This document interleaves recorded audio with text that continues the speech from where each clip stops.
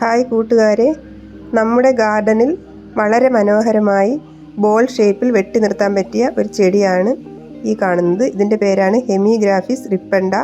ഇതിനെ star grass എന്ന് വിളിക്കാറുണ്ടെങ്കിലും ഇത് ഗ്രാസ് വർഗ്ഗത്തിൽപ്പെട്ട ചെടിയല്ല.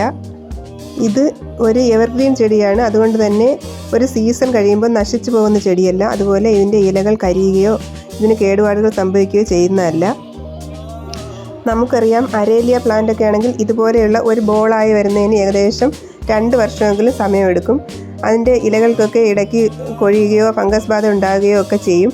പക്ഷേ ഈ ചെടിക്ക് അധികം മഴ നനഞ്ഞാലും വെയിലടിച്ചാലും ഒന്നും കുഴപ്പമില്ലാത്തൊരു ചെടിയാണ്. ഇത് നമുക്ക് ഏകദേശം ഒരു 2 മാസം കൊണ്ട് തന്നെ ചട്ടി നിറഞ്ഞ് ഇതുപോലെ ബോൾ ഷേപ്പിൽ വെട്ടി നിർത്താൻ പറ്റും. നന്നായി ജലാംശം ആവശ്യമുള്ളൊരു ചെടിയാണ്.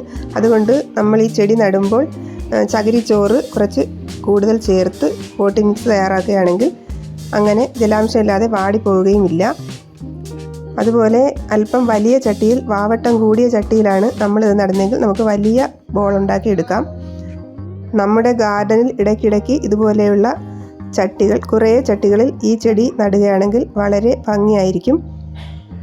ഗാർഡനിങ്ങിൻ്റെ ടിപ്പുകളും ട്രിക്കുകളുമൊന്നും അറിയാത്ത തുടക്കക്കാർക്ക് വളരെ എളുപ്പത്തിൽ നട്ടുപിടിപ്പിക്കാൻ പറ്റിയ ഒരു ചെടിയാണ് ഈ ചെടി.